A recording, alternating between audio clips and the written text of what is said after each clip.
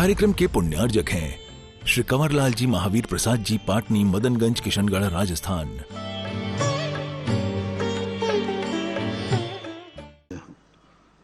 पंच परमेष्टि भगवान की जय जय जय। आचार्य श्री गुरुवर कुंद कुंद महाराज की जय जय जय। आचार्य श्री गुरुवर विद्यासागर महाराज की जय जय जय। विद्या श्रोमणी नवाचार आचार्य गुरुवर समय सागर जी महाराज की जय जय जय।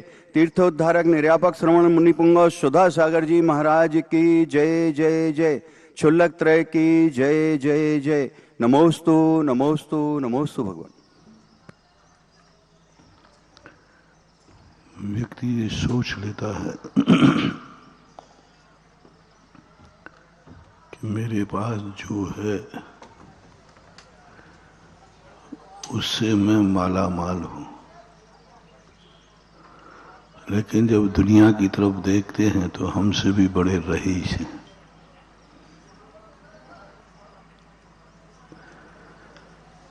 हम चले तो पैर से कुचल गई शायरी, मुझे मालूम नहीं था मेरे अलावा भी कोई दुनिया है।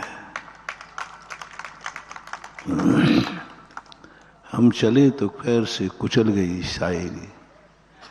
शायरी का अर्थ होता है विश्वास।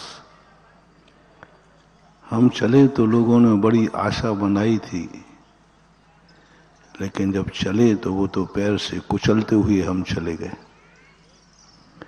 बड़ा आदमी जब चलता है तो लोगों को बड़ी उम्मीदें होती हैं कि बड़ा आदमी अब उठ के खड़ा हो गया है, अब नियम से कुछ ना कुछ तो मिलेगा।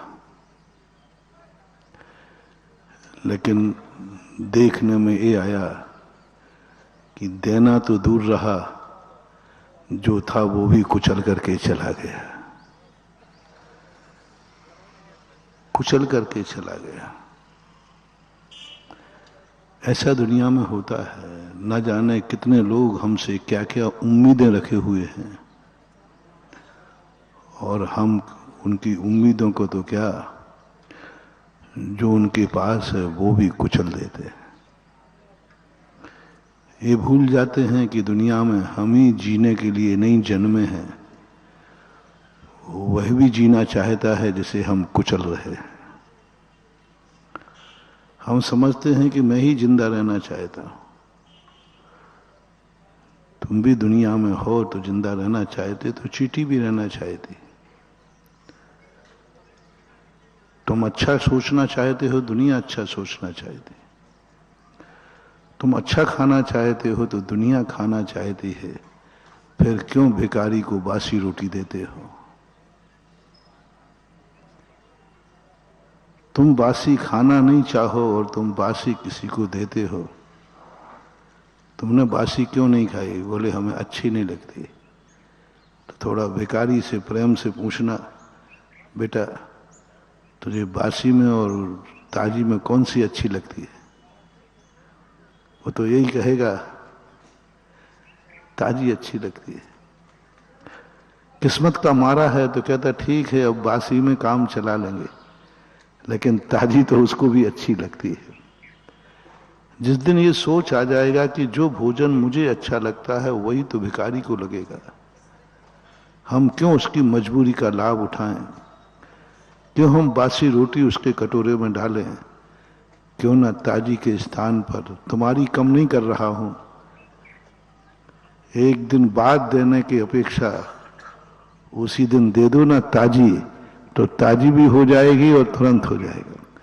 तुम देते तो हो लेकिन बासी करके देते हो। तुम निर्दयी तो नहीं हो, देते हो लेकिन बासी करके देते हो। और ज्ञानी कह रहा है जब देना ही है तो ताजी दूंगा ना, ताजी खाऊंगा और ताजी ही दूंगा। हर चीज में यही देखना है। हम कोई भी अपनी तरफ से स्वयं की तरफ देखो, क्योंकि तुम्हारे अलावा भी दुनिया वैसी ही है जैसे तुम हो। या तो दुनिया को तुम कुछ नहीं कर सकते हो तो कुचलने का भी तुम्हें अधिकार नहीं है। तुम झोपड़ी बना के नहीं दे सकते हो तो झोपड़ी उजाड़ने का अधिकार नहीं है। तुम पेड़ को नहीं सींच सकते हो तो पेड़ को काटने का भी अधिकार नहीं है। तुम किसी को सुख नहीं दे सकते तो रुलाने का भी अधिकार नहीं है। तुम किसी को सहारा नहीं दे सकते तो धक्का मारने का भी अधिकार नहीं। उसको छोड़ दो अपने ऊपर। लेकिन हम उसको सहारा ना देकर धक्का मारने में ज्यादा रुचि रहती है। दूसरे का सहयोग करने की अपेक्षा हमें उजाड़ने में ज्यादा मजा आता है। 90% लोग किसी के दुख से सुखी रहते हैं, किसी के दुख से सुखी रहते हैं। दुखी देख करके लगता है इससे तो मैं अच्छा सुखी हूं। अहंकार पनपता है। जिनवाणी ने सबसे पहले कहा, तुम्हें यदि अपने आप की तरफ आना है, अपने को ही जीवित रखना है, अपने आप को ही सुखी रखना है, तो छोड़ दो। पर को सहारा देना बाद में छोड़ना, पर का सहारा लेना छोड़ दो। पर का सहारा लेना छोड़ दो। हम पर का सहारा तो लेना चाहते हैं, लेकिन पर को सहारा देना नहीं चाहे। बस यही सबसे बड़ा जिंदगी का डाउनफॉल है। यहीं से शुरू होता है व्यक्ति का विनाश। यहीं से शुरू का पतन होता है। यहीं व्यक्ति का अशुभ होता है। बहुत बड़ा मोटिवेशन दे रहा हूं। तुम दूसरे से लेना तो चाहते हो, लेकिन दूसरे को देना नहीं चाहते। बस समझ लेना तुम्हारे बुरे दिन शुरू हो गए। तुम दूसरे की तरफ देखना तो चाहते हो, लेकिन कोई तुम्हारी तरफ न देखे। तुम अपनी कहानी दूसरों को सुनाना चाहते हो, लेकिन तुम दूसरे की दुख सुनना, बस तुम्हारे विनाश का समय निश्चित है। कभी दुख दूर नहीं होगा।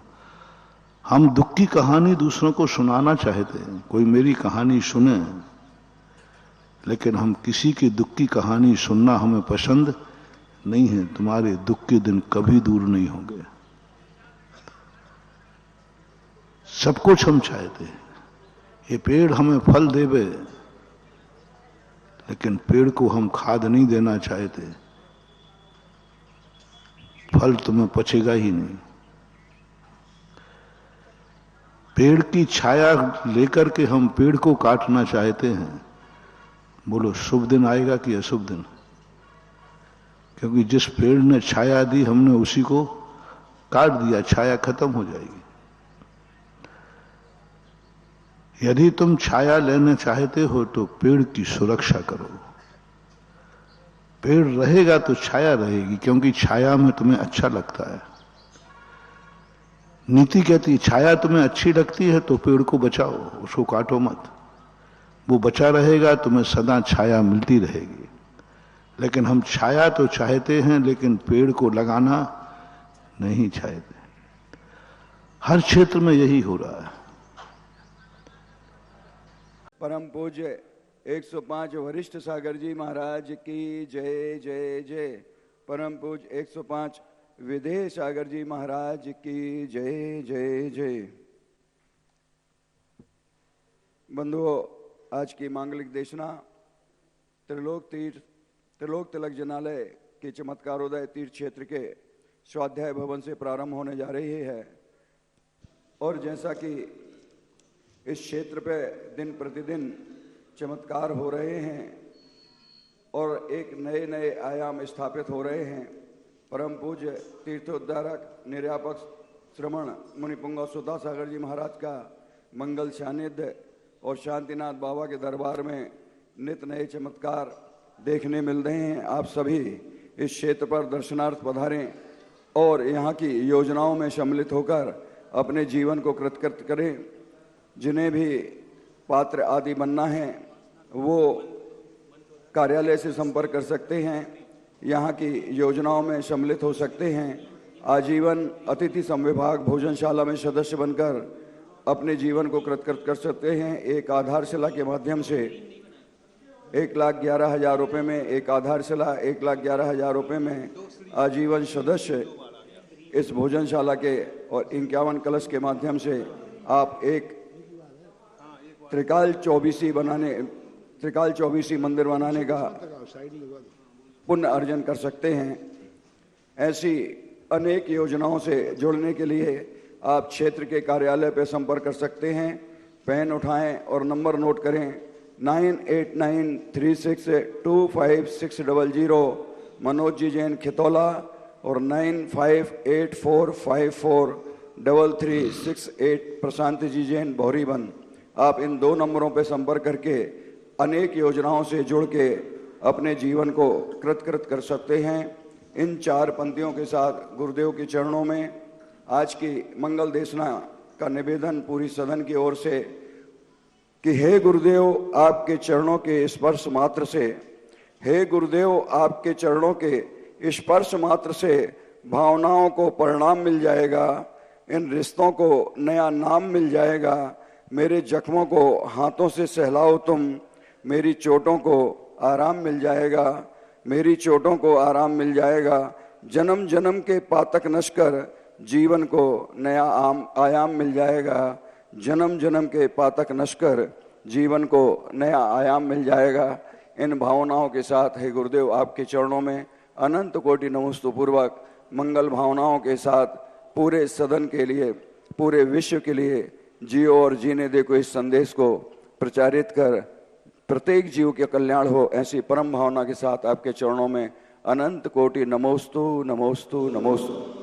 जय श्री ओम नमः सिद्धेभ्यः, जय श्री ओम नमः सिद्धेभ्यः, जय श्री ओम नमः सिद्धेभ्यः। सर्वमंगल मांगल्यम सर्वकल्याणकारकं प्रधानं सर्वधर्माणां जैनं जयतु शासनं, जैनं जयतु शासनं।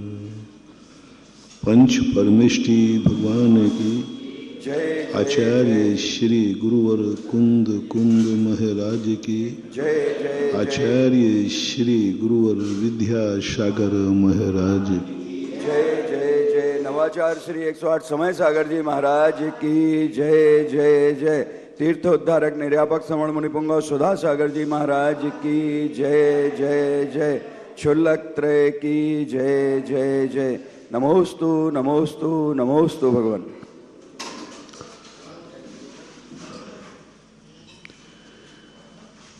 व्यक्ति की एक सबसे बड़ी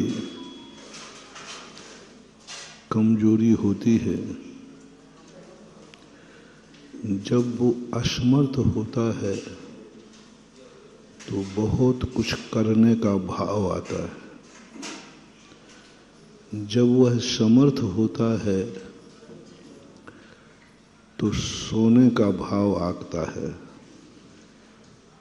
नहीं करने का भाव आता है। एक ऐसी पुण्य प्रकृति है, पूज्यवर कुंदकुंज स्वामी ने बार बार पुण्य से बचने को कहा है। व्यक्ति पाप कर्म से तो डरता है, अशुभ कर्म से डरता है, मेरे जीवन में अशुभ कर्म उदय में ना आवे ये तो डर लगता है, लेकिन कोई शुभ कर्म से नहीं डरता। ये सबसे बड़ी कमजोरी है। गरीबी से डरता है, अमीरी से नहीं डरता। अंधा होने से डरता है, नेत्रवान होने से नहीं डरता। बहरेपने से डरता है, अच्छे कान मिलने पर डर नहीं लगता। गूंगे को डर लगता है कि मैं गूंगा हूं, लेकिन बोली वाला नहीं डरता अपाहिज डरता है, मेरे पास पैर नहीं है, दुखी होता है। पैरों वाला दुखी नहीं होता। जिसको खाने नहीं मिला है वो दुखी है, जिसको खाने मिल रहा है वो दुखी नहीं होता। जो बीमार है वो दुखी होता है, जो स्वस्थ व्यक्ति दुखी नहीं होता। जिसके पास पैसा नहीं है वो दुखी हो रहा है, पैसा वाला दुखी नहीं हो रहा है। जो अनाथ हैं वो दुखी हो रहा है, लेकिन सनाथ जो हैं वो दुखी नहीं हो रहा है। जिसके माँ बाप नहीं हैं वो दुखी हो रहा है, जिसके माँ बाप हैं वो नहीं हो रहा। जिसके बाल बच्चे नहीं हैं वो दुखी हो रहा है, जिसके बाल बच्चे हैं वो दुखी नहीं हो रहा। अच्छे बाल बच्चे, खोटे नहीं। जिसकी शादी नहीं हुई है वो दुखी हो रहा है, और जिसको अच्छी पत्नी मिली वो दुखी नहीं हो रहा है। बुरी पत्नी की बात नहीं कह रहा हूं। किसी को पत्नी नहीं मिली वो तो दुखी है, मेरा विवाह नहीं हुआ। लेकिन जिसकी अच्छी पत्नी मिली, सुशील, धर्मात्मा, वो दुखी नहीं हो रहा है। आंखें कमजोर हैं वो दुखी नहीं हो रहा, वो तो दुखी हो रहा है। लेकिन जिसकी आंखें अच्छी हैं वो दुखी नहीं हुआ। आज तक अनादिकाल से बस अपनी भूल यही रही। हम अशुभ कर्मों में दुखी हुए, कभी पुण्य कर्म में दुखी नहीं हुए, इसलिए अपना कल्याण नहीं हुआ। हम गरीबी में दुखी हुए, अमीरी से दुखी नहीं हुए, यह भूल रही। हम अनाथ हुए तब दुखी हुए, जब हम शनाथ थे तब दुखी नहीं हुए। हमारे पास मकान था नहीं था तब हम दुखी हुए, जब मकान की गया हवेली और महल आ गया तब दुखी नहीं हुए। लोग पूछते हैं महाराज कल्याण क्यों नहीं हुआ, सतमार्ग पर हम क्यों नहीं चले और क्यों नहीं चल पाते। आप इतना बोलते हैं, हमें समझ में भी आता है, समझ में भी आता है। ऐसे नहीं कि हम मूर्ख नहीं हैं। और ये भी समझ में आता आप जो बोल रहे हो यही सही है, लेकिन पता नहीं हम वही करते हैं जो नहीं करना चाहिए। हम वो नहीं कर पा रहे हैं जो आप कह रहे हो। मैं वही करने जाता हूं जो आप मना कर रहे हैं। पाउच पे लिखा है तम्बाकू स्वास्थ्य के लिए हानि, लेकिन फिर भी हम कई गुटके वाले ऐसी बात नहीं, रोते हैं हमारा। महाराज जी क्या करें, आप भी कह रहे, मेरे मम्मी पापा भी कह रहे, सब कह रहे, और मैं भी मूर्ख नहीं हूं। मैं भी समझ रहा हूं कि स्वास्थ्य के लिए, लेकिन फिर भी जब देखता हूं खा लेता हूं। क्या बात है, आप मुझे छुड़ाने के पीछे पड़े। आपने अभी 10 बार कह दिया, नियम दे दिया, फिर भी मैं तोड़ देता हूं। मम्मी पापा कह चुके, सब पूरा संसार, और मैं भी कह चुका, लेकिन फिर भी खा रहा हूं, छूट नहीं रहा। महाराज जी ये बताओ आप क्या कारण है। तो तुरंत व्यक्ति कहता है, महाराज जी लगता है कोई ऊपरी बाधा है, कोई भूत आके खिला जाता है। बस भारत देश की सबसे बड़ी कमी क्या है, थोड़ी सा गड़बड़ कुछ हुआ, बच्चा ने इतनी पढ़ाई की, लेकिन महाराज जी वो पास ही नहीं हो रहा है। नहीं पढ़ता है कि अरे महाराज जी दिन भर पढ़ता है, दिन भर पढ़ता है, पूरा पढ़ता ही रहता है, जब देखो जब किताब खोल के पढ़ता है, और बिल्कुल कमरा बंद करके पढ़ता ही रहता है। खाने पीने की भी सुध नहीं रहती उसको, लेकिन फिर भी पास नहीं हो रहा। महाराज जी कहीं देखना इसको कोई ऊपरी बाधा तो नहीं है। जब पता किया, बेटे को रिमांडर पे लिया, मैंने कि भाई कितना पढ़ता है, बोले मैं कुछ नहीं पढ़ता हूँ, मम्मी को मूर्ख बनाता हूँ। मेरा मन ही नहीं लगता पढ़ने में, और जबरदस्ती पढ़ाती है तो किताब खोल के बैठ जाता हूँ। अब उसको पता नहीं कि किताब के अंदर कोई दूसरी किताब भी है, उपन्यास पढ़ता है। अब वो तो माँ तो दूर से देखी, अरे बेटा तो पढ़ने में लगा, एक आंख से, बेटा मम्मी डिस्टर्ब मत करो, हाँ भैया पढ़ ले। और उसे क्या मालूम कि किताब है। मम्मी को तो यही पता नहीं कि उपन्यास क्या है और किताब क्या है।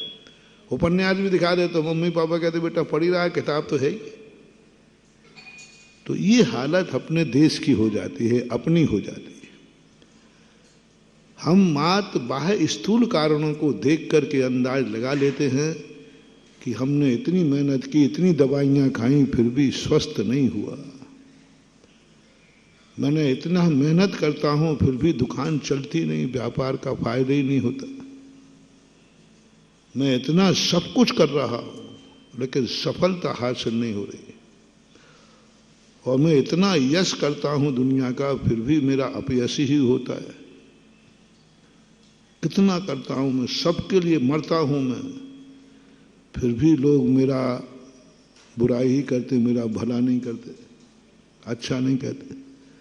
तो 99% लोगों के मन में कीड़ा आ जाता है, कोई ऊपरी बाधा है। अरे हमारे लोगों तक को निपटा देते आप लोग। महाराज जी ये बताओ, हम लोग आहार देख के बनाते हैं, ब्रह्मचारी भैया गए वो भी देख लिया, सब देख के बना रहे थे, और अंतराय आ रहा है। 1 दिन, 2 दिन, 3 दिन, 4, चौथा दिन यदि रेगुलर अंतराय आया, बस बाजार में चर्चा क्या हो जाएगी, महाराज को तो कोई ऊपरी बाधा है। इतना देख रहे, 3 ब्रह्मचारी देख रहे, एक एक चीज देख के दे रहा है, सब बिल्कुल यूं यूं करके देखते हैं, फिर भी अंतराय। बताओ शक तो हो गई कि नहीं। इतना देख रहा है, ब्रह्मचारी देख रहा है, यहां तक कि छुल्लक जी भी चले गए। मैं भी चलूं? हाँ चलो चलो चलो, कोई बात, चला चलो, गया हूँ, ऐसी बात थोड़ी नहीं गया हूं। अरे भाई मैंने ब्रह्मचारियों के भी मुनि अवस्था में बैठ के आहार कराए हैं, आहार दिए नहीं है। ब्रह्मचारी अस्वस्थ हो गया ना, अब उसके लिए व्यवस्थित करना तो कर। छुल्लकों के तो खूब कराए, महाराजों के तो खूब कराए, वो गुरुदेव के तो साथ गई। अब सब ने जाके देख लिया, और सब देख रहे, महाराज ने भी देख लिया, छुल्लक जी में ब्रह्मचारी सब देख रहे। उसके बावजूद भी 4 दिन हो गए, बाजार में चर्चा हो जाएगी, महाराज के पीछे कोई व्यंतर पड़ा है, कोई ऊपरी बाधा है, वो महाराज को आहार करने नहीं दे रहा है। कोई बाधा है, बस यहीं से अपना डाउनफॉल चालू होता है। अभी वो प्रसंग अधूरा पड़ा है, एक दिन आया था कि जो प्रकृति के भरोसे रहते हैं, जो प्रकृति को मंजूर है वही हमें मंजूर है, वे जिंदगी में कभी विकास नहीं कर सकते। जो काल के भरोसे रहते हैं वो कभी विकास नहीं कर सकते। जो किस्मत के भरोसे रहते हैं वो कभी विकास नहीं कर सकते। जिनकी ये धारणा है कि निमित्त हमारे लिए कुछ नहीं करने देगा, सामने वाला इतना हावी है, मैं कुछ नहीं कर सकता,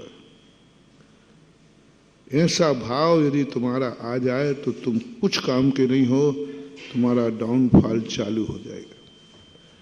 जब जब तुम्हें भाव आया कि देवता कोई ऊपरी बाधा है, समझ लेना तुम्हारी सारी शक्तियां फपक के खत्म हो गई, एक साथ खत्म होती।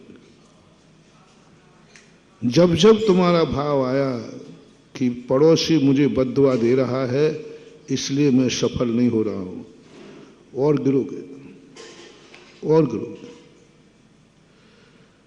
तुमने कोई भी चीज किसी दूसरे पर थोपी, निमित्त बुद्धि लाए, पर बुद्धि लाए, तुम्हारा आत्मा का सब कुछ नाश हो जाता है। महानुभाव पूज्यवर कुंद कुंद स्वामी महाराज की खोज है ये। समय सार यही शक्ति है, बहुत बड़ा टॉनिक है।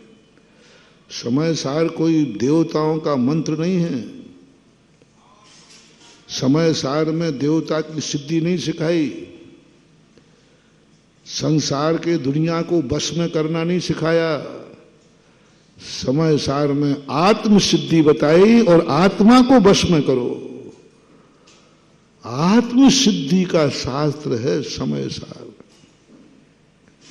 कहां लगता है उसके सामने नमोकार मंत्र, कहां लगते हैं अरहंत सिद्ध भगवान, कहां लगते हैं ये स्वर्ग के सारे देवता।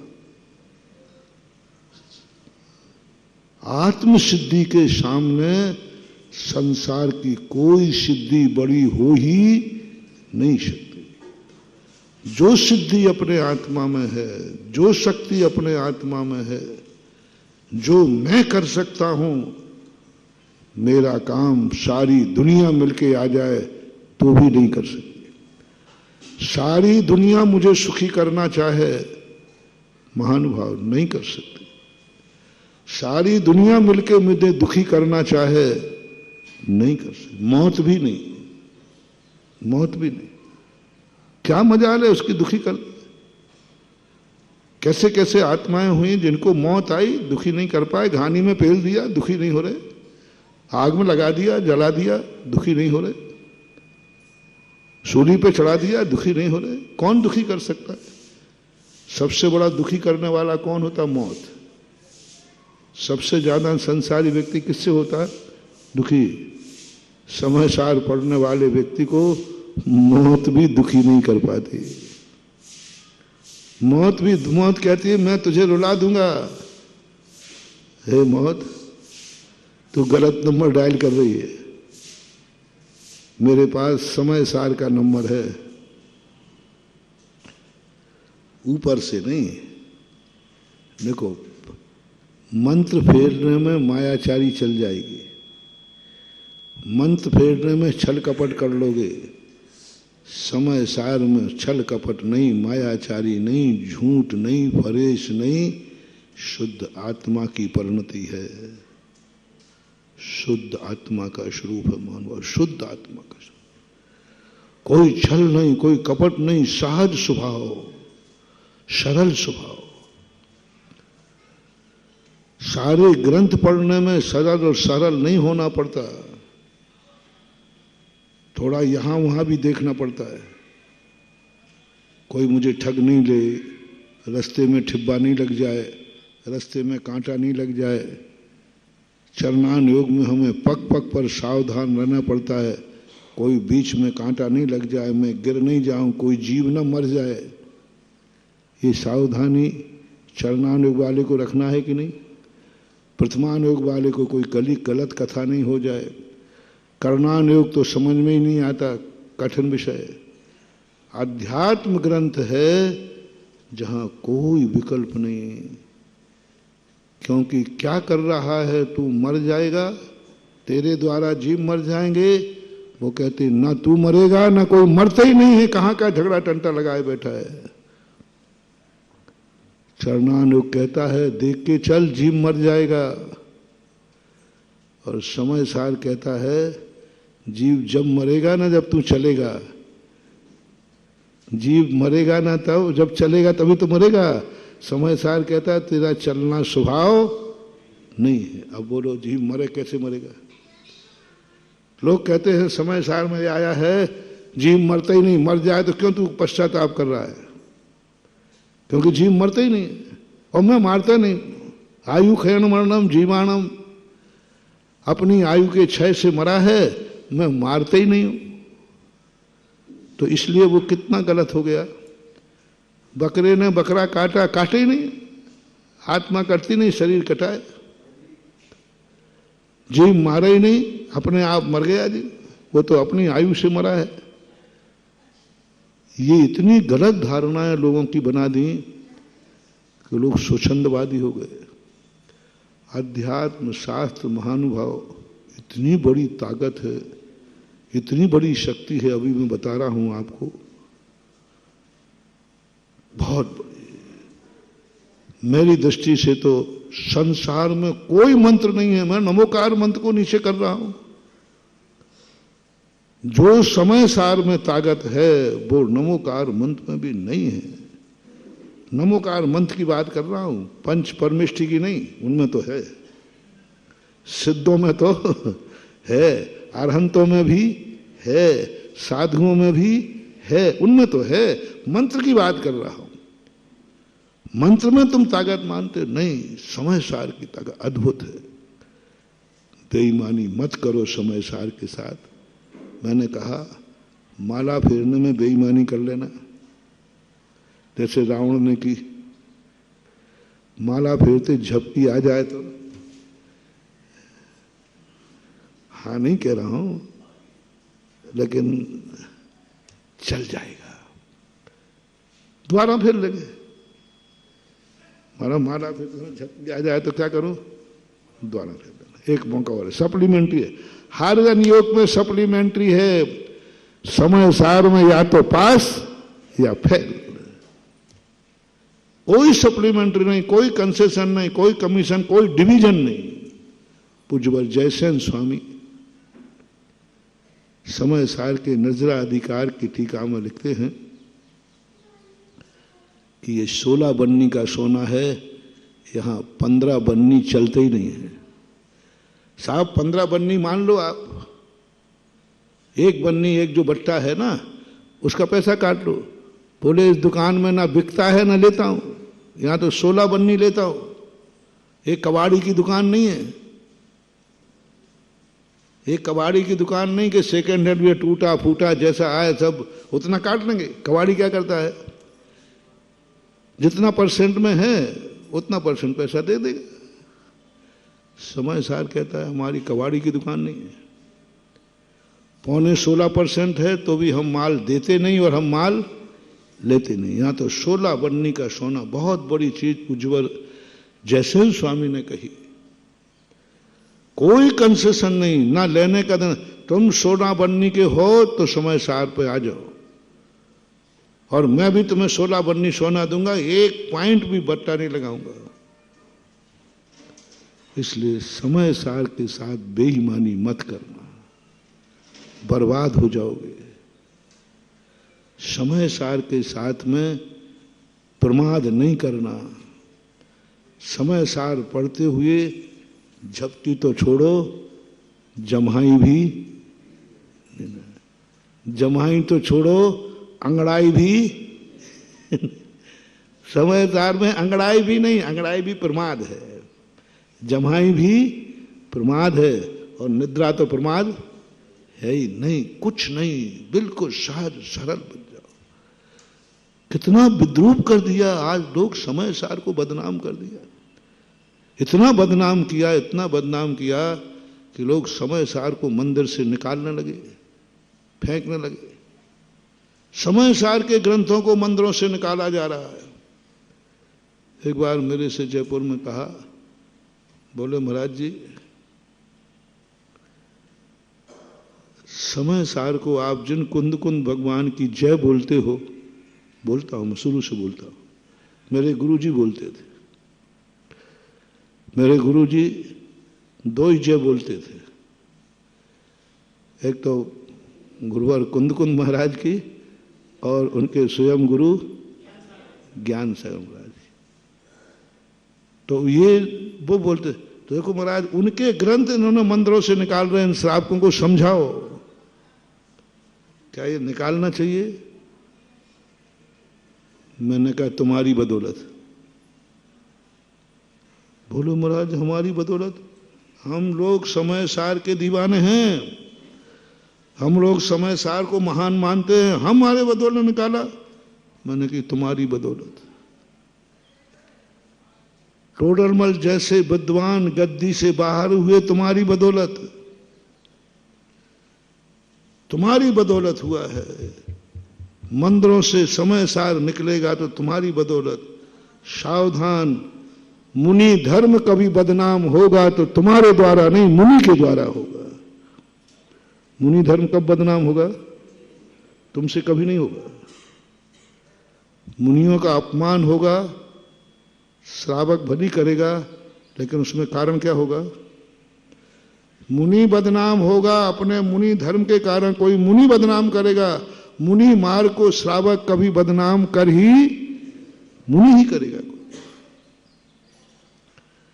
रास्ता कोई बदनाम नहीं करता, रास्ते पे चलने वाले, रहने वालों के कारण से ही रास्ता बदनाम होता है। क्योंकि वो असावधानी से गाड़ी चलाएंगे, एक्सीडेंट होगा, रास्ता बदनाम हो जाएगा। वो रास्ता खतरनाक है। चलने वाली बदनाम करेंगे, रहने वाली बदनाम करेंगे। मोटिवेशन लो। धन को बदनाम कौन करेगा? बोलो, धन वाला। अमीरी अच्छी नहीं है। किसी गरीब ने बदनाम किया? बोलो, किसी अमीर ने किया। किसी अमीर व्यक्ति होने के बाद उसने कुछ गलत कार्य किए, अच्छे कार्य नहीं किए, तो लोग कहेंगे कि अमीरी। किसी अमीर ने अमीरी को बदनाम कर दिया। किसी मंदिर जाने वाले ने मंदिर को बदनाम कर दिया। जो मंदिर नहीं जाते वे मंदिर को बदनाम नहीं करते। कौन बदनाम करेगा? मंदिर जाने वाला कुछ गलती करेगा, मंदिर बदनाम हो जाएगा। अरे भैया, मंदिर में तो आजकल कौन बदनाम कर रहा है मंदिर को? मंदिर में जाने वाला बदनाम कर रहा है। बाप को बदनाम बेटा ही करेगा। और यूं कहो, बाप जब भी बदनाम होगा स्वयं की गलती से होगा, बेटे की गलती से नहीं, स्वयं की गलती।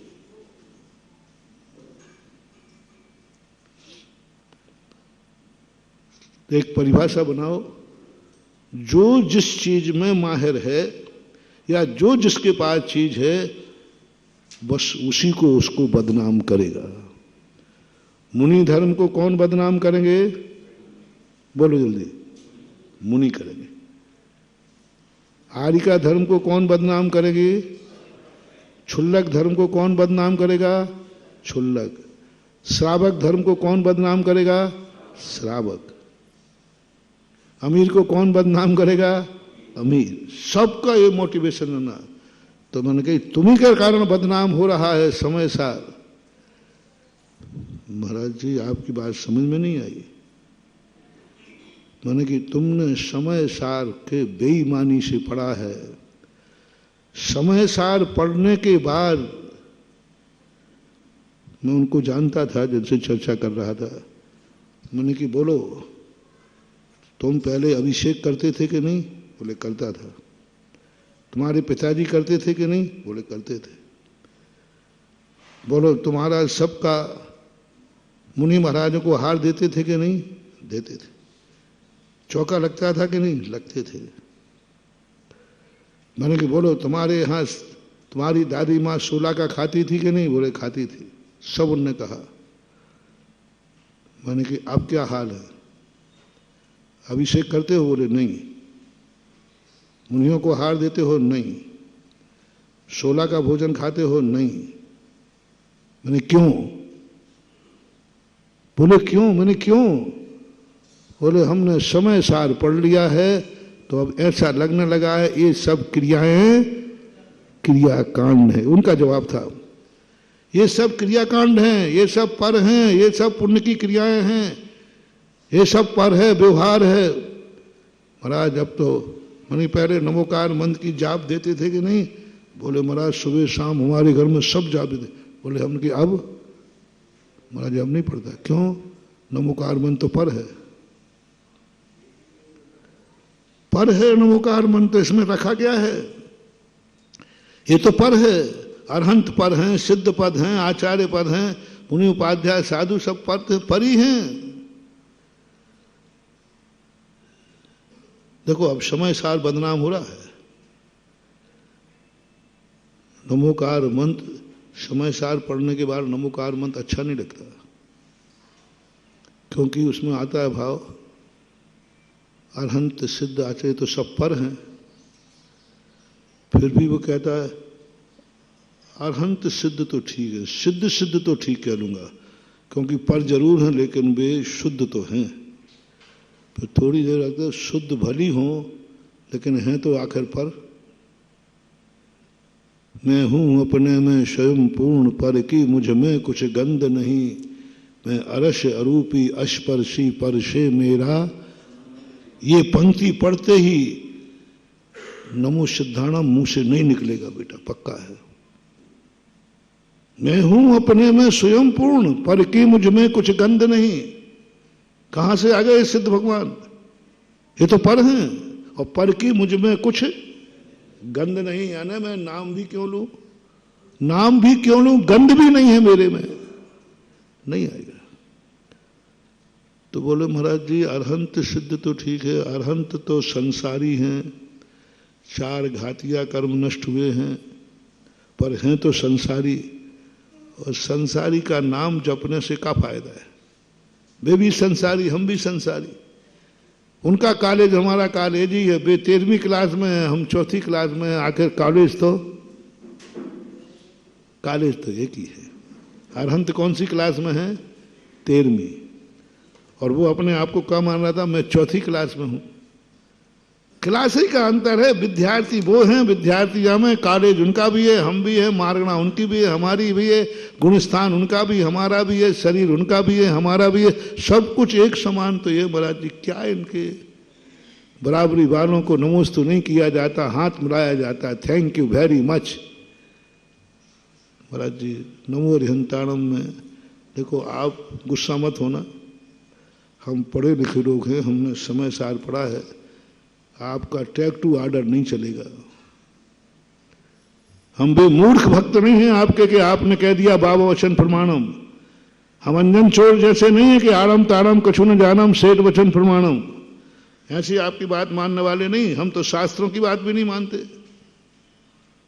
आप आदेश नहीं दे सकते कि नमोकार मंत्र की माला फेरो, नहीं मैं नहीं फेरूंगा, पहले मुझे समझाओ। अरहंत संसारी है कि नहीं? बराबर है। अरहंत विद्यार्थी हैं कि नहीं? बराबर हैं। अनंत शरीर में है कि नहीं? बराबर है। कर्म है कि नहीं? ठीक है, आधे कर्म सही, लेकिन कर्म तो है ही। आत्मा शुद्ध है, उनकी बराबर है। इसलिए महाराज अब मेरा नमोकार में अरहंत भगवान के प्रति मन नहीं लग रहा है।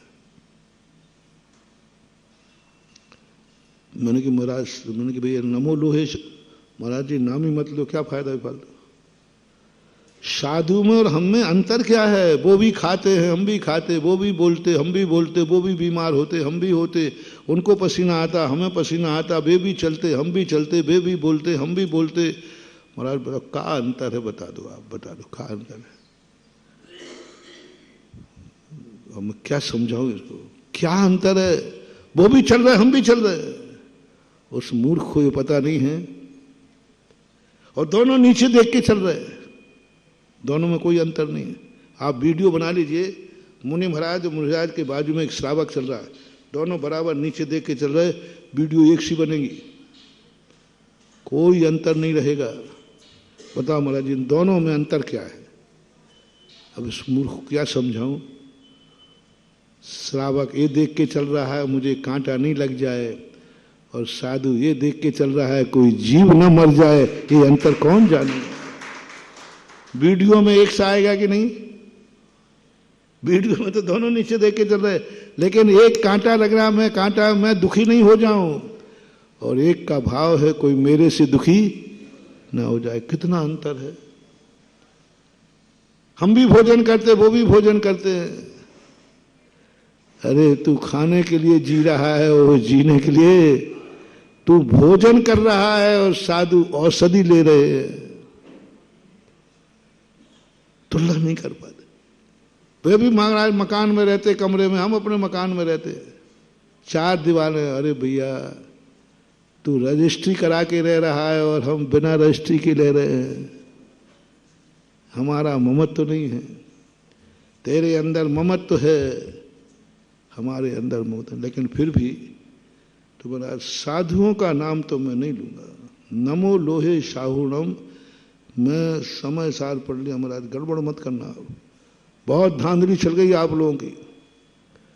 जब तक हमने स्वाध्याय नहीं किया, आप लोगों ने जो कहा हमने वो माना। जो कहा आपने कहा नमोकार मंत्र, हमने नियम ले लिए। आपने कहा मंदिर जाओ, मैं चला गया। आपने हमारे बाप दादों को बहुत मूर्ख बनाया है। वे सब मूर्ख थे, स्वाध्याय नहीं करते थे, इसलिए वो आपकी बात मानते रहे। अब नहीं मानने वाले आपकी बात, आप नहीं चलेगा। एक बार मैंने आसाम में पूछा, एक शेखावाटी बिहार कर रहा था, मैंने कि भाई आसाम के लोग मारवाड़ियों को क्यों भगा रहे हैं, क्यों भगा रहे हैं? तो उन्होंने कहा महाराज जी अब वहां के लोग समझदार हो गए। मैंने कहा तुमने गड़बड़ी क्या की है? बोले गड़बड़ी ये की है हम लोगों ने कि 1 मीटर कपड़े को 4 तरफ से नापकर 4 मीटर में बेचा है। 1 मीटर, 2 मीटर, 3 मीटर और 4 मीटर। वो सज्जन खुद थे जिन्होंने कहा मैंने खुद बेचा है। कपड़ा कितना था और चारों तरफ से कितना हो गया? 4 मीटर। जूता के ऊपर लिखा रहता था, वो लिखा रहता बाटा करोड़ वगैरह में, इतने 2095 पैसा ऐसा लिखा रहता कुछ, एक शिल्प लग जाते। तो बोले तो ये तो एक जूता का है, इतने दूसरे का। ये उन्होंने खुद बताया मेरे के महाराज जी ऐसा हुआ है। अब आज के बच्चे लोग पढ़े लिखे हो गए, तो उनको जब ये पता चलता है तो वो कहता है इन बाप दादों को मेरे, इनको लूटा है इन लोगों ने, भगाओ इन मारवाड़ियों को। अब वो तुम लोगों की हम लोगों के प्रति है। हमने कहा भाई तुम लोग मुनियों को क्यों बहिष्कार करते हो, मुनियों की क्यों निंदा करते हो, मुनियों को पसंद क्यों नहीं करते हो? अरे महाराज जी आप लोगों ने भी हमारे बाप दादों को खूब लूटा है। अरे मैंने कि भैया 1 मीटर के 4 मीटर नहीं किए। अरे महाराज वो बात अलग है, ये बात अलग है। लुटेरे अलग अलग प्रकार के आपने लूटा है भगवान के अभिषेक का नियम देकर, हमारे बाप दादों ने ले लिया। नमो कारमन की माला फेरो, जी महाराज। सुबह शाम फेरना, जी महाराज। माला का नियम ले लिया। देखो कोई साधु आवे तो हार देना, जी महाराज। सब नियम आपने दिए, हम लेने वाले नहीं हैं, हम बातों में आने वाले नहीं। हम ज्ञानी हैं, हम मुमुक्षु हैं, हमने ज्ञान प्राप्त किया है, ज्ञानी है, हमने समय सार पढ़ लिया है। हम साधुओं में हमारे में कोई अंतर नहीं है। साधु भी खा के लघु शंका जाते, हम भी जाते। साधु भी पोटी जाता, हम भी जाते। साधु भी सोता है, हम भी सोते हैं। साधु भी चलता है, हम भी चलते हैं। सारी एक श्वास में उनने सब कुछ बराबरी गिना दी। बोलो महाराज क्या अंतर है? मैं आपको हाथ जोड़ने वाला नहीं, हाथ मिलाना हो तो मिला लूंगा, दोस्ती का, क्योंकि बराबरी के हो आप, बराबरी के हो आप। जय जिनेंद्र कर लूंगा, हाथ मिला लूंगा। काय के साधु, काय के हमसे आगे हो ही नहीं। ओहो, मैंने आंख बंद कर ली, मैंने आंख बंद कर ली। मैं नोट कर रहा था समय सार का बहिष्कार क्यों हो रहा है। मैंने कि इन्हीं के मुख से कहलवा दूं, इन्हीं के मुख से कहलवा दूं समय सार का बहिष्कार क्यों हुआ।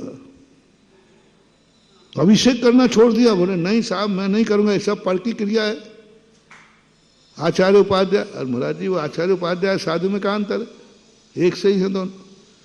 फिर अरहंत की बात बता दी। मैंने कि अरहंत सिद्ध तो ठीक है। अब मेरा भाव ये था कि 5 परमेष्ठी में 5 के नाम नहीं सही, अरहंत सिद्ध तो कह लो भैया, ये तो भगवान है, ये तो आहार नहीं करते हैं, ये तो शयन नहीं करते हैं। तो हाँ महाराज अरहंत सिद्ध तो ठीक लगते हैं। थोड़ी देर नहीं महाराज रुको रुको, अभी अभी नहीं, हम लोग हमें समय सार याद आ गया। अरहंत नहीं, अरहंत संसारी हैं, घातिया कर्म हैं, वे भी बोलते हैं, वे भी चलते हैं। अरहंत नहीं, वो भी मार्गणांग स्थानों में आते हैं। वो 13वीं क्लास में, हम 4थी क्लास में आकर हैं तो विद्यार्थी भी सीनियर हैं और हम तो मैंने कि नमः सिद्धेभ्य ठीक है, हाँ ये ठीक है, ओम नमः सिद्धेभ्य, सिद्ध की तो माला फेर लूंगा। थोड़ी देर बाद कहते महाराज जी रुको रुको, मैंने अब क्या बात हुई? अरे सिद्ध भली शुद्ध हैं लेकिन हैं तो पर, पर के पर यानी हमसे भिन्न है। आत्मा स्वभाव पर भाव भिन्नम। समय सार में कहा है अपनी आत्मा को छोड़कर सब भिन्न है और तू पर में रमेगा, पर में रम रहा है, यही तू मूढ़ बुद्धि है। पर में रम रहा है, यही तेरी मूढ़ बुद्धि है, इसीलिए संसार में रुल रहा है। मैंने कहा भैया सिद्ध भी, हाँ महाराज सिद्ध भी, ये पांचों नमोकार मंत्र मूर्खों के लिए हैं, ज्ञानी के लिए नहीं। मैंने कोड कर लिया। मैंने भी कही अब थोड़ा चुप बैठना अच्छी बात नहीं है। तो मैंने कहा भैया बस इसलिए समय सार का विरोध हुआ। लोगों ने कहा कि ये वंश वो था जहां प्रतिदिन लोग अभिषेक करते थे। आज इस वंश में लोगों ने अभिषेक करना छोड़ दिया, लोगों ने पूजा करना छोड़ दिया, नमोकार मंत्र की माला छोड़ दी। ये घर वो था, नगर में मुनिराज आवे, इस घर में आहार न देवे, ऐसा हो ही नहीं सकता, ऐसा घर था वो। उनकी पीढ़ी दर पीढ़ी 7 पीढ़ियों से परम, जब भी कोई मुनिराज आएगा वहां चौका जरूर लगेगा। आंख बंद करके पूरे नगर को मालूम था। तो और कहीं चौका लगे या नहीं लगे, इस परिवार में तो चौका हो गई, आंख बंद। साधुओं को भी मालूम था, साधुओं को मालूम था कि उस नगर का एक चौका तो पक्का है। इतने कट्टर मुनि भक्त थे। बोले महाराज अब नहीं, आप लोगों ने बहुत बुद्धू बनाया हमारे परिवार को, हमारे पूर्वजों से खूब खाया उड़ाया, हाँ निश्चिंत होकर आ गए, वहां तो व्यवस्था, अब हम लोग ज्ञानी हो गए। मैंने कि बस यही समय सार का अपमान है। समाज ने देखा ये बेटा ऐसा क्यों निकल गया। आज मुनियों को आहार तो देखो, छोड़ो, ये तो मुनियों की तरफ देखता भी नहीं है, मुनियों की बुराई कर रहा है। ये क्यों हुआ, ये क्यों हुआ। भोली समाज ने मीटिंग की, मीटिंग हुई है पहले, भोली समाज ने मीटिंग की कि हमारा ये परिवार ऐसा क्यों हो गया। जहां मुनियों का सदा सम्मान होता था, आज उसी का वंशज मुनि का अपमान कर रहा है, घृणा कर रहा है, बहिष्कार कर रहा है। ऐसा क्यों हुआ। समाज में मीटिंग हुई, बड़ी बड़ी मीटिंग हुई है, भारतवर्षीय मीटिंग हुई है। बड़े बड़े पंडित, बड़े बड़े विद्वान, बड़े बड़े श्रीमान धीमान बैठे हैं। खानिया के अंदर आचार्य शिव सागर महाराज बैठे, सारे उत्तर भारत के विद्वान होते। बहुत बड़ी मीटिंग हुई जयपुर के अंदर खानिया में, बहुत बड़ी मीटिंग हुई इसी बात को लेकर। आखिर ये क्या हो रहा है। जैसे आप लोग करते ना, कभी कोई बेटा गड़बड़ करे तो चिंता करते हो ना, आखिर बेटे में ऐसा, अपन ने तो कभी ऐसे संस्कार दिए ही नहीं, अपने घर में ऐसा दुर्गुण है ही नहीं। चिंता के साथ मीटिंग हुई बहुत बड़ी, सबसे पूछे गया क्यों, ऐसा क्यों हो रहा है। अंत में निर्णय लिया, इस व्यक्ति ने जब से समय सार पड़ा है, अब देखना गड़बड़ तुम कर रहे हो, अपना मूड प्रसंग क्या है, बदनाम क्या होगा। अरे इसने समय सार पड़ा है जब से, तब से इसका दिमाग बिगड़ा है। अभिषेक करने सबसे पहले यही आता था, अब जल भरते थे इनके पूर्वज, अब क्यों नहीं आता ये, जब से समय सार पड़ा है। जब से समय सार पड़ा है तब से इसकी ये हालत हुई है। प्रस्ताव पास हुआ कि ये समाज को बिगाड़ने वाला कौन है। बोलो जल्दी बोलो, आप बोलते हो, समय सार है। बस जनता तो जनता है, जनता में हवा फैल जाए कि इसके कारण अशांति होती है, फिर धनाधन मंदिरों से समय सार निकाल दिए गए। सभी समय सार नहीं निकाले, जो संस्था विशेष से छपे हुए थे, सोनगढ़ आदि से छपे हुए थे। धनाधन ऐसे निकले, रातों रात मंदिरों से निकल गए। उनकी तुम्हारी बदौलत। मुझे शेयर करना, आप लोग गृहस्थ हैं, आपका बेटा बहुत अच्छा था, बहुत बढ़िया था, आपको बहुत अच्छा था, लेकिन कुछ दिन से बच्चा बिगड़ रहा है, तो आप घर में मीटिंग क्या करते हो? बच्चा क्यों बिगड़ रहा है, मेरा बच्चा तो ऐसा। तो फिर आप लोग कह रहे ये देखो क्या कारण है। अरे जब से इसका वो दोस्त बना है, अरे उसकी संगति में गया है, तब से बच्चे की हालत हुई। फिर आप बच्चे से नहीं बोलते। जब से इसने उससे दोस्ती की है तब से बिगड़ा है, तो फिर बाप क्या करेगा? बच्चे को नहीं बोलेगा, क्योंकि बच्चे से तो बोल चुका, बच्चे से कह चुका, समझा चुका। पूज्यवर शांति सागर महाराज खुद समझा चुके कि तुम ऐसा मत करो।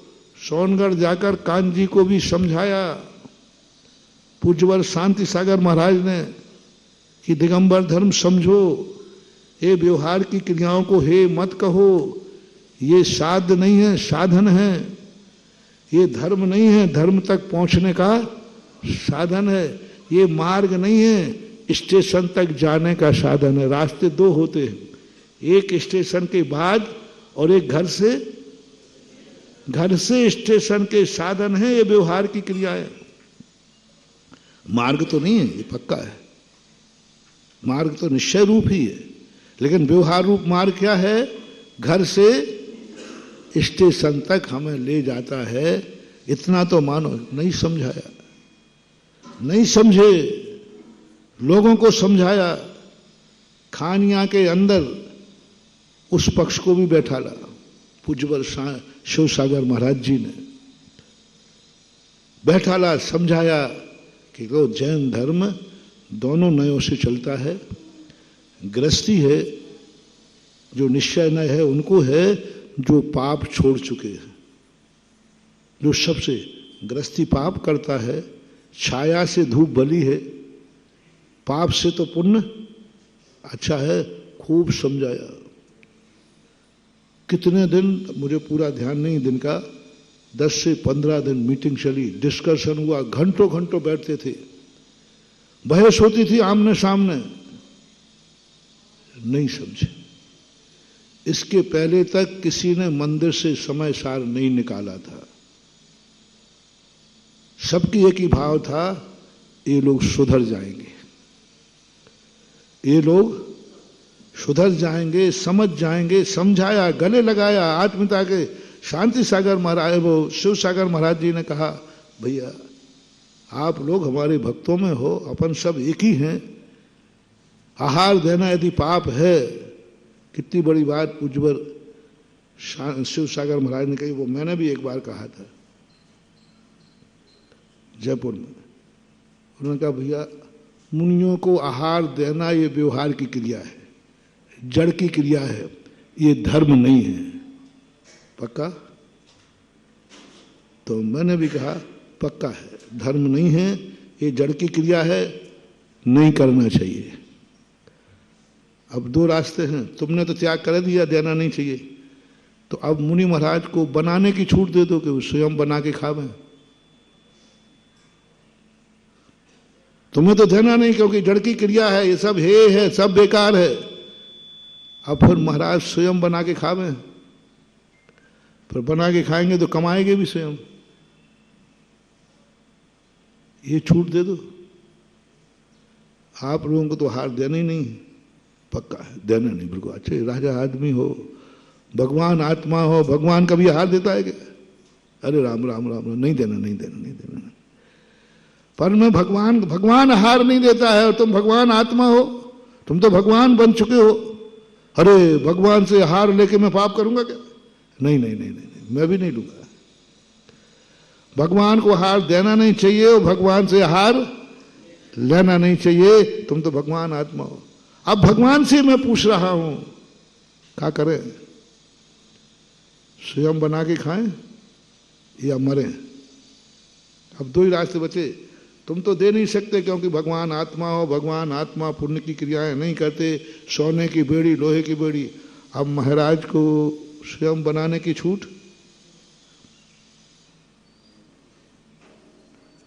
तो क्या करें, मरे। आओ महाराज मरो सो मर जाओ। हाँ, तुम्हारे कहने से मर जाऊंगा, एक एक दिन की जिंदगी हमारी अनमोल है, ऐसे कैसे मर जाऊंगा? क्या बात करते हो? गृहस्थ को आहार देना नहीं, क्योंकि वो पुण्य की क्रिया है जड़ की क्रिया है। मुनि महाराज आहार बना नहीं सकते, आगम की आज्ञा है। ये किसकी आज्ञा है? मरते मर सकता है साधु, लेकिन स्वयं का भोजन स्वयं बना नहीं सकता। बनाना तो छोड़ो, भाव भी नहीं करता। अब एक ही बात है समाधि, तो समाधि लेना तो अकाल में मरना। काल ऋषभदेव 7 महीने तक ऋषभदेव तुम्हारे दरवाजे घूमते रहे। इतनी देर में तो स्वयं जंगल में स्वयं बना के खा लेते तो कितना बढ़िया रहता, समझ में नहीं आता तुम लोगों को। ऋषभदेव को तुम लोग होते तो ऋषभदेव को समझा देते। कितने दिन घूमते रहे ऋषभदेव? 187 दिन, 6 महीने 7 दिन। 187 दिन ऋषभदेव घूमते रहे। कभी पाटन गए, कभी कलकत्ता गए, कहीं अयोध्या गए, कहीं कोचीन गए, कहीं बनारस गए, तुम्हारे दरवाजे।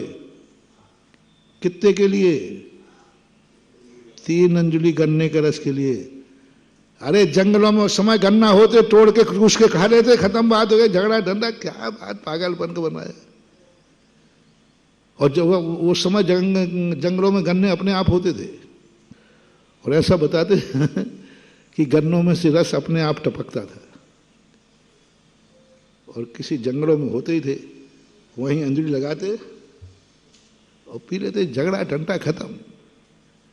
तुम भी परेशान और महाराज भी परेशान।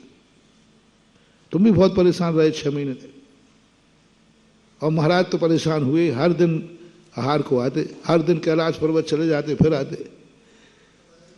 ये झगड़ा टंटा, बोलो तुम्हारे यहाँ का आहार लेना कठिन है कि अपने हाथ से बना लेना कठिन है? बहुत सर सीधा 2 टिक्कड़ बनाओ। और उनको तो कुछ करना ही नहीं था, गन्ना तोड़ते, और तोड़ना भी नहीं था। ओहो, क्यों नहीं किया भैया, क्यों नहीं किया? कैसा है जैन धर्म? 187 दिन घूमते रहे, लेकिन जब तक श्रावक नवदा भक्ति पूर्वक नहीं देगा, पूरी जिंदगी भर निराहार रह जाएगा दिगंबर मुनि। लेकिन अपने हाथ से ग्रहण नहीं, अपने हाथ से ग्रहण नहीं, जिंदगी भर निराहार रह जाएगा। श्रावक देगा। और भक्ति करना तो पुण्य की क्रिया है, जड़ की क्रिया। आहार तो दे रहे थे ऋषभदेव को, क्या नहीं कर रहे थे? नवदा भक्ति। भक्ति जड़ की क्रिया, भक्ति पुण्यबंध, भक्ति संसार का कारण। सोने की बेड़ी और लोहे की बेड़ी। और ऋषभदेव कह रहे हैं जब तक तुम भक्ति नहीं करोगे, तो क्या ऋषभदेव तुम्हें गलत ढकेल रहे? आहार तो सब देने के लिए खड़े थे, लेकिन क्या नहीं था? नवदा भक्ति पूर्वक श्रावक देवे। कौन देवे? श्रावक देवे। ये विधि भैया हम मुनियों ने चलाई है कि ऋषभदेव जैसे महामुनि ने चलाई है? मैं क्या करूं? उनको निपटाओ। वो व्यवस्था बना जाते कि साधुओं को, जैसे अन्य स्थानों पे होता ना, कुछ नहीं, कच्चा सीधा रख जाओ। सीधा सीधा बोलते ना, सीधा रख जाओ, अपने आप बताओ भैया महाराज को काम क्या है सुबह से? तुम्हें कितने काम बताओ। आज सुधारवादी से कहो, जब चौका लगता है तुम बताओ कितने परेशान होते हो। पानी लाओ, ये करो, वो करो, कितने काम है तुम्हें। बाल बच्चों को स्कूल भेजना, दुकान खोलना, व्यापार खोलना, 100 काम है तुम्हें। और एक महाराज का काम और लाद दिया। महाराज को कायदा से, आपकी तरफ से बोल रहा हूं मैं, आगम से नहीं बोल रहा हूं, कायदा से महाराज को सुबह से बिल्कुल फ्री है, बिल्कुल फ्री है। अपने 2 टिक्कड़ बना और मनमाने बनाए। यहाँ 10 चौके लगते, पता नहीं महाराज को क्या लेना, वेस्टेज कितना है। अपने मनमानी सब्जी बनाए, क्यों नहीं किया ये, इसका जवाब आप लोगों से मांग रहा हूं। क्यों इतना परेशान किया श्रावक को? क्यों 6 महीने को पूरे भारत को हिला दिया? पूरा भारत रो रहा है। अरे आहार ही लेना था तो आहार लेने की बहुत सारी विधि थी, नहीं किया। और ऋषभ छोटे मोटे महाराज ने नहीं किया, ये किसने किया है? भावलिंगी परम पूजनी भावलिंगी ऋषभ देव तीर्थंकर हैं। ये विधि उनकी बताई हुई है और ये विधि से तुम दूर भाग रहे हो। एक महाराज थे,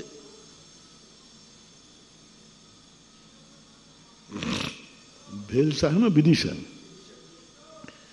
एक महाराज उनके पक्ष की बात बोलते थे, सोनगढ़ के पक्ष में बोलते थे वो, तो उनको वो मानते थे। तो मैं समझ गया कि तुम्हें महाराज से एलर्जी नहीं है, तुम्हें तो चाहिए कि जो हमारी प्रशंसा करेगा, वो हमारा समर्थन करेगा, वो हमारा है। लेकिन सुनो, वो महाराज एक दिन पंचकर्णा को उनके ले गए महाराज आप चलो पंचकर्णा को, क्योंकि समाज का विरोध था। किसी मुनिराज से सूर्य मंत्र दिलाओगे तो ही इस नगर में पंचकल्याणक हो पाएगा। तो उनके क्या करें? तो उनके अपने एक महाराज हैं, वो बुला लो। उनको बुला लिया। बुलाने के बाद जब वो, अब तो मुनि भक्त तो कोई चौका लगाएगा नहीं क्योंकि वो उनके पुष्प में आए। अब एक ने भी चौका नहीं लगाया। बिहार को उठे, बोले महाराज मैंने आपको लाया हूं, आहार नहीं दूंगा मैं। भैया मैं तो तुम लाए हो, तुम्हारा तुम्ही ने कहा था महाराज चलो। तो मैंने कहा छुरी मन देने लाया हूं, नमोस्तु नहीं करूंगा, आहार नहीं दूंगा। तो कहे भैया 8 दिन तक हम क्या करेंगे? हम तो सूर्य मंत्र के साथ हमारा भी सूर्य मंत्र हो जाएगा। नहीं दिया उन्हें आहार। अंत में उन महाराज को अकल आई, बीज पंचकल्याणक में दूसरे मंदिर में आए। जब मुनि भक्तों ने आहार दिया तब वो जिंदा रह पाए, नहीं तो मर जाते। अपने हाथ से बना नहीं सकते, क्या करेंगे? तब कहानियां चर्चा के बाद नहीं समझे, बहुत समझाया। फिर समाज में हल्ला बढ़ गई कि ऐसा क्या हो गया जो पूज्य महाराज समझा रहे हैं, पंडित समझा रहे हैं, फिर भी ये समझ नहीं पा रहा है। ये ऐसे लोग तो नहीं थे, ये वंश ऐसा तो नहीं था, और ये व्यक्ति भी ऐसा नहीं था। ये भी पहले अपने पिता के अभी अभी बदला है। पहले ये भी सब महाराज की पूजा करता था, भक्ति करता था, आहार देता था, अभिषेक करता था, पूजन करता था। ये व्यक्ति कैसे बदल गया? पूरे भारत में चर्चा हुई। बोले ये सब लोग जब से समय सार पड़ा है, कब से? जब से समय सार पड़ा है तब से इसकी हालत हुई। बस हवा फैली। जैसे तुम्हें पता चला मेरा बेटा कभी गलत कर नहीं सकता, किसी से पता चला तुम्हारा बेटा शाम को उसके साथ बैठता है, उसके साथ जाता है। अब तुम बेटे से तो कुछ कहोगे नहीं क्योंकि पहले कह चुके। बेटा फिर भी नहीं मान रहा है। बेटा शराब मत पीना, बेटा गुटखा मत खाना, बेटा रात में मत खाना, वो नहीं मान रहा है, वो पीता है। अब बाप ने सोचा ये नहीं। फिर उसको उसका दोस्त का पता लगा कि जब से इसकी संगति में गया है तब से बिगड़ा है। तो आपका दूसरा कदम क्या होता है? अब बेटे से नहीं बोलते, उसको पकड़ते हो। ध्यान रखना मेरे बेटे के साथ आज के बाद दिख गए। देखो थोड़ा फैंसी ड्रेस सही कर रहा हूं ना, यही करते हो ना। अब उसको बेटे को तो सुधार नहीं पाए। यदि तुम कभी दिख गए मेरे बेटे के साथ, ध्यान रखना मैं हाथ पैर तोड़ दूंगा तुम्हारे। अब वो कहता साहब अपने बेटे को रोको ना, उसको नहीं रोका मैं तुझे रोकूंगा। तू यदि मेरे बेटे के साथ दिख गए आप कभी भी तो मैं हाथ पैर तोड़ दूंगा। ये विधि है कि नहीं? बोलो ना। तो बस यही विधि यहां हुई। लोगों ने कहा ये क्यों बिगड़े हैं? बोले समय सार पड़ने के बाद ये हवा फैल गई सब में। कुंद कुंद स्वामी को पढ़ने के बाद हवा तो ऐसे ही होती है। हवा जब उड़ती है तो कोई ये नहीं पूछता कि हवा कौन थी, क्या थी। हवा ऐसी फैलती है। एक बार क्या हुआ कि एक व्यक्ति का गधा मर गया और वही गधा उसकी आजीविका थी। इतना शोक में गया कि उसने सिर मुड़ा लिया। सिर मुड़ा के आया तो लोगों ने पूछा, भैया कौन मर गया? अरे भैया सब लुट गया, मैं तो सब, बैसाखानंद मर गया। बैसाखानंद, नंद शब्द तो साधु के साथ लगता है। बोले क्या बात करते हो? हाँ भैया बैसाखानंद मर गया। तो उनका साधु तो सबका होता है, उसने मुड़ा लिया। अब दो मुंडे देखे, बोले आपको मालूम नहीं बैसाखानंद जी मर गए। अब नंद कहते कहते क्या लग गया? जी लग गया। और आगे जाकर के अरे परम पूजनीय स्वामी बैसाखानंद जी मर गए। स्वामी बैसाखानंद, पूरे गांव ने मुंडन करा लिया। अरे मालूम नहीं स्वामी बैसाखानंद जी मर गए। अंत में जाकर के एक व्यक्ति था, उसने कहा भैया ये स्वामी बैसाखानंद जी हैं कौन? ये तो पता करो कहाँ है। हम तो परम साधुओं के भक्त हैं। हम तो सारे साधुओं को जानते हैं कि भारत में कितने साधु हैं। ये नाम तो मैंने कभी सुना ही नहीं। किस नाम के कोई साधु हुए हैं? हो सकता है तुरंत दीक्षा हुई वो मर गए हों। पता तो करो। कोरोना में पता किया। बोले भाई तुमने किससे कहा था? बोले उसने कहा था। तुमसे किसने कहा था? उसने कहा था। अंत में पहुंचते पहुंचते कुमार के पास मुझे, भैया क्या बात है? बोले भैया मेरे गधे का नाम था बैसाखानंद। और गधे का नाम बैसाखानंद ही है। शास्त्र में नाम माला उठा के देखना। गधे का दूसरा नाम है बैसाखानंद। बैसाख में ही आनंद मनाता है, उसका नाम बैसाखानंद है। ओरिजिनल नाम है बैसाखानंद गधे का, शास्त्रीय भाषा में। अब बोलो सारे गांव के मुंडन किस लिए हो गए? क्या भाग्यवान गधा था। कोई बाप के मरने पर नहीं कराया लोगों ने। ये हवा ऐसी होती है, फैली हवा। और रातों रात मंदिरों से समय सार कुंद कुंद के बंडल निकाल दिए गए तुम्हारी बदौलत। मैंने कहा देखो मैं थोड़ा स्पष्टवादी साधु हूं, मैं थोड़ा सा मुंह फट साधु करूं आपकी भाषा में, और मेरी भाषा में है मैं लगी लपाड़ नहीं करता। जो कहना सांची कहना और खुश रहना। इसी कारण कई बार मैं बुरा भी हो जाता हूं, लेकिन मेरी आदत। मैंने कहा देखो मैं सीधी सीधी बात कर रहा हूं। आज भी मैं सारे शास्त्रों को मंदिर में बुला सकता हूं, मेरे में समर्थ है। मैं अपने आप को कभी कमजोर नहीं मानता। पता नहीं कि मेरा विल पावर है। मैं जो ठान लेता हूं वह होकर रहेगा। मैंने कि मैं अकेला वायदा कर रहा हूं, सारे मंदिरों के समय सार सम्मान के साथ मंदिर में बुलाऊंगा और सबसे दंड बैठक लगवाऊंगा। सबसे प्रतिक्रमण करेंगे, प्रायश्चित करेंगे और उच्चासन पर समय सार रखवाऊंगा। बस एक काम तुम सब लोग कर लो, जितना जितना समय सार पढ़ो उतने उतने आपको धर्म की क्रियाओं में बढ़ना चाहिए। अभी दर्शन करते थे, अब पूजा करना, अभिषेक करना। अभी रात में पानी पीते थे, वो भी छोड़ देना। मुनियों को तो छोड़ो, त्यागी वृत्तियों का भी सम्मान करना।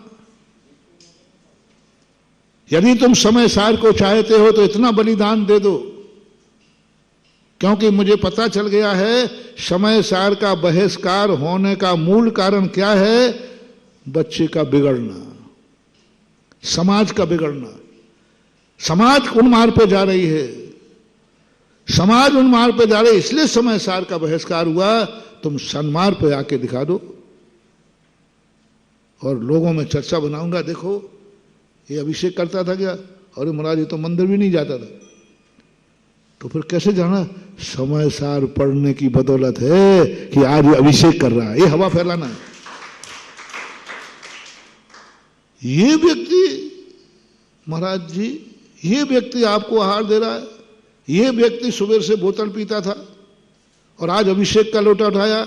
हम कहेंगे मालूम, सुनो रे सुनो, ये चमत्कार क्यों हुआ मालूम? इसने समय सार पड़ा है।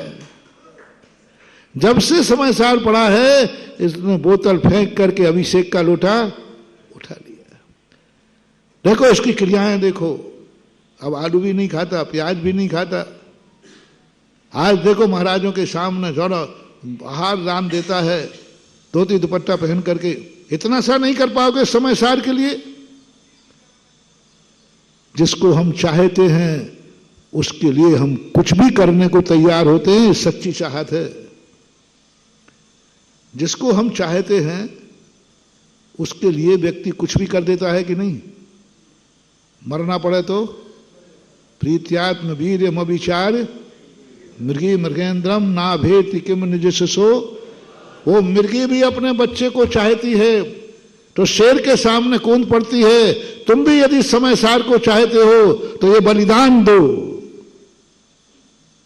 अंदर से नहीं दे सकते हो मत दो, बलिदान दो, ऊपर से दो और दिखाओ दुनिया को कि समय सार पढ़ने वाले धर्म की क्रियाओं से दूर नहीं भागते हैं, बल्कि भागने वालों को पाल।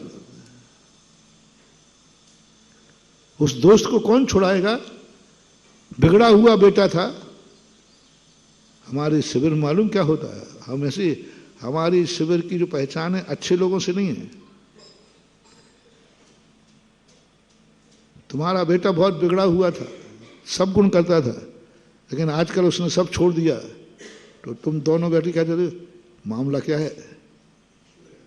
आज का मामला क्या है? बेटा ने सब छोड़ दिया, अपन मार मार के थक गए। तो तुम पता करो, अच्छा जब से वो इनकी संगति में गया है, जब से ये शिविर में गया है, ओहो ये शिविर का चमत्कार है। और परिणाम क्या निकला? आज 114 लोगों से शिविर हुआ था शुरू और 5000 पर पहुंच गया है शिविर। किनके बदौलत? अच्छे लोगों के नहीं, नहीं मेरी बदौलत नहीं, नहीं गलत बात है, मेरी बदौलत नहीं है। मैं तो बहुत छोटा आदमी हूं। बिगड़े हुए लोग आकर शिविर में सुधरे, उनकी जो हवा फैली, उनकी हवा फैली। बिगड़े हुए शराबी, कबाड़ी, जुआड़ी, पता नहीं क्या क्या सब आते, सब 10 दिन तो मैं बिल्कुल कबाड़ खाना बन जाता हूं। कबाड़ी पूरा, आओ जो माल है, महाराज मैं शराब पीता, आजा। मैं गुटखा खाता हूं, आजा। मैं कभी मंदिर नहीं गया हूं, आजा। महाराज मैं सब कुछ खाता हूं, दिन में खाता हूं, रात में, आजा आजा आजा आजा, कम हियर। हाँ लोग आज कहते अरे महाराज जी ये शिविर में भर्ती हो गया, हमें मालूम है ये। कहते आजा दे, आजा। ओह गंदा आदमी शिविर में आता है, मुझे कोई गम नहीं है, बस बस यहां से जाने के बाद अच्छा जाना चाहिए, यही हमारी मेहनत है। और वहां जाकर के लोग जब रिपोर्ट देते हैं महाराज जी गजब हो गया। मैंने क्या हो गया? अरे अब वो शराब तो छोड़ो, सुबह जल्दी उठता है, नहा धो करके, हम लोग उठ नहीं पाते, उसके पहले वो अभिषेक करने जा रहा है। बोलो शिविर बदनाम होगा या बढ़ेगा? बढ़ेगा।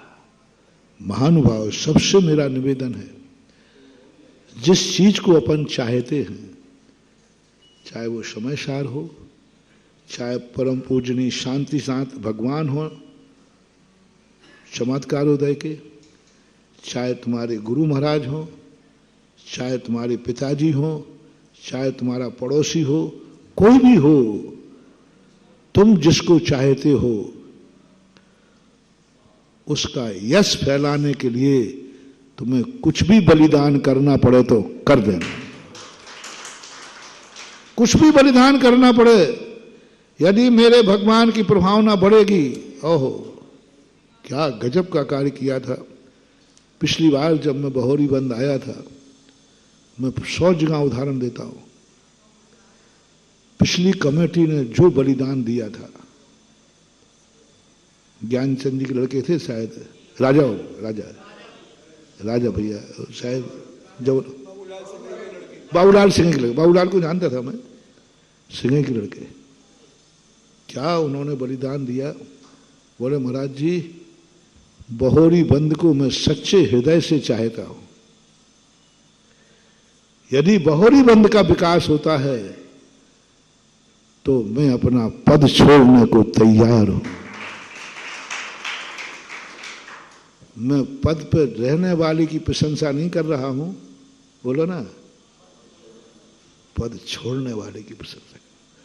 महान वह नहीं है जो पद पर बैठा है, महान वह नहीं जो अच्छा कार्य कर रहा है, महान वह है जो क्षेत्र के विकास के लिए पद छोड़ने को, अन्यथा कौन छोड़ता भैया बताओ। क्षेत्र मिटे तो मिट जाए, बर्बाद होवे तो होवे, लेकिन गणेता साहब कुंडली नहीं खोलेगा साहब। हमें भारत में घूमता हूं, ऐसे संस्थाएं जो नाश को प्राप्त हो रही हैं, अरबों खरबों की संपत्ति दीमक लग रहे हैं, क्षेत्र उजड़ रहे हैं, मंदिर उजड़ रहे हैं, किनके कारण? गणेता साहब जड़े कुंडली। समाज को उन पर विश्वास नहीं है, समाज विश्वास नहीं कर रहे उनको, और वो छोड़ना नहीं चाहते। वो कहते पैसा हमें दो, और समाज कहती है इनको तो पैसा में, उनकी रेपुटेशन नहीं है, उनका विश्वास नहीं है। वो कहते महाराज हमें पैसा दिलाओ ना, दानियों से कहो कि हमें पैसा दे, में हम काम करेंगे। तो हमने दानियों से कहा, बोले महाराज जी उनको तो नहीं दूंगा, उनको तो नहीं दूंगा, क्योंकि वो विश्वास खो बैठे। अपनी जैन समाज का प्रसंग आया तो कह दूं, अपनी जैन समाज का 80% हिरास मात्र गणेता सांपों के कारण हो रहा है। उनके बस की कुछ है नहीं, विश्वास में खो चुके हैं, लेकिन अपना अधिकार, मेरा उन सबसे निवेदन है, बहुत अच्छी तरह निवेदन है, करुणा से निवेदन है, मेरे प्रति दुश्मनी रखता हो तो भी निवेदन है कि यदि तुम जिस क्षेत्र को चाहते हो, जिस संस्था को तुमने और तुम्हारे पूर्वजों ने सेवा की है, यदि तुम्हारे छोड़ने से, दूसरे के आने से यदि क्षेत्र विकसित होता है तो अवभाग्य मान के छोड़ देना। मुझे तो क्षेत्र को बोलो ना बढ़ता हुआ देखना। हमारा दुश्मन भी आ जाए, उस दुश्मन से मेरी पटरी बैठती नहीं है। 7 पीढ़ी की दुश्मनी है, कितने की बता दो ना, है ना, बोलो ना। लेकिन वो काम का बहुत है। यदि वो आगे आ तो हमारा क्षेत्र क्या हो जाएगा, हमारी संस्था क्या हो जाएगी। लेकिन है तो दुश्मन, तो भी मैं बहुत करुणा करके कह रहा हूं, अपनी दुश्मनी भूल जाना, और जिस क्षेत्र को तुम चाहते हो यदि उसके निमित्त से विकास होता है तो उसका सम्मान सहित माला पहना देना। भैया वेलकम। ये होती है चाहत। जिसको हम चाहते हैं उसके लिए क्या करना पड़ेगा, मिर्गी से पूछो, भक्तांबर पाठ से पूछो। हम तुमसे नहीं पूछ रहे हैं, हम तो किससे पूछ रहे। देखो पूज्यवर मानतुंग आचार्य किसका उदाहरण लाए, मनुष्य को नहीं कहा। उन्होंने कहा देखो एक मिर्गी है, त्रियंचनी है, किसके सामने जाके चली गई, ना भेति किम निज शिशो, शेर के सामने चली गई, बिना विचार किए, शक्ति का विचार नहीं किया। वो कहते हम कुछ नहीं जानते हैं। अरे शेर तुझे मार खाएगा। तो हिरणी क्या कहती है, मैं मरूं तो मर जाऊं, लेकिन बेटा क्योंकि वह है उसको मैं चाहती। सुनो रे सारे संसार के गणेता सांपो, जिस संस्था को तुमने इतने दिनों से पाला पोसा रखा है, यदि तुम्हारे छोड़ने से विकास होता है तो छोड़ दो। तुम्हारे छोड़ने से, तुम्हारे इतने से बलिदान से मैंने फिर तीख पे चढ़ाया। मैंने कहा आप समय सार का सम्मान चाहते हो, यदि समय सार से प्रेम है, कुंद कुंद से प्रेम है, यदि है तो या तो ये बोल दो कि हमें कोई प्रेम नहीं, फिर तो कोई बात ही नहीं कहने का, फिर कहूंगा नहीं। यदि समय सार कुंद कुंद से तुम्हें प्राणों से प्यारे हैं तो लो इतना बलिदान दो। सारे मुमुक्षु मीटिंग कर लो कि समय सार को सम्मान दिलाने के खातिर पूरे जितने मुमुक्षु हैं बिना भगवान के अभिषेक के भोजन नहीं करेंगे, रात्रि भोजन नहीं करेंगे। साधु आएंगे उनका सम्मान करेंगे, साधु आएंगे तो हार दान देंगे। कुछ नहीं जाने वाला सम्यक दर्शन, कुछ नहीं जाने वाला सम्यक दर्शन। और हिम्मत रखो रे, समंतभद्र महाराज के सामने, एक पाषाण के सामने नमस्कार करने की बात आ गई। पाषाण को नमस्कार करना चाहिए क्या? साक्षात मिथ्यात था, साक्षात मिथ्यात था और नमस्कार करने का सवाल आ गया। समंतभद्र तैयार हो गए, बोले कर लूंगा साहब। देख तो इस पाषाण पिंड को नमस्कार कर। बोले साहब जोर से क्यों? बोले कर लूंगा, कर लूंगा, मैं तो कुछ भी कर सकता हूं। लेकिन ध्यान रखना, मेरा नमस्कार ये पाषाण सहन क्या बोलती, क्या सम्यक दर्शन, क्या आत्मा की पर्याय, क्या मचा रखा है अपन लोगों ने। हमें खुद अपने व्रत पर विश्वास नहीं है, हमें अपने खुद भगवान पर विश्वास नहीं है, हमें खुद अपने धर्म पर विश्वास नहीं है। कोई नहीं था, समंतभद्र अकेले थे, चारों तरफ से तलवारें खड़ी हुई थी। लेकिन समंतभद्र को किस पर विश्वास था भैया? अपने धर्म पर, अपने सम्यक दर्शन पर। साक्षात मिथ्यात था, लेकिन नमस्कार किसको किया था? मिथ्यात को। जब नमस्कार के बाद गर्दन उठाई तो अरे ये विश्वास रखो कि मैं, चिंता मत करो, मैं मुनियों को मानूंगा, मुनि खोटे हुए तो। अरे मैंने कहा ये सम्यक दर्शन जुकाम नहीं है, नाक टपक जाए। यदि मैं झुका तो जिनको जुकाम होता है ना वे थोड़े झुकते कम है, क्योंकि वो क्या टपक जाएगा, बोलो ना। ऐसे ये लोग, मैंने इनको फटकारा, मैंने कहा सम्यक दर्शन कोई नासिका की नाक नहीं है, जुकाम नहीं है जो टपक जाएगा। अरे वज्र का सम्यक दर्शन है रे, मेरू हिल जाता है, लेकिन सम्यक दर्शन यदमेव दृश्यमेव तत्वम नान्यान्न चान्न था इत कंपाए शाम्भव, नहीं झुकेगा, नहीं करेगा सम्यक दर्शन। समंतभद्र महाराज ने साक्षात मिथ्यात को नमस्कार किया, साक्षात मिथ्यात के स्थान पे गए, साक्षात गए, चलाकर गए, बुद्धिपूर्वक गए। तुम्हें तो अभी बुद्धिपूर्वक नहीं। इस कार्यक्रम के पुण्यार्जक थे श्री कंवरलाल जी महावीर प्रसाद जी, पाटनी, मदनगंज, किशनगढ़, राजस्थान।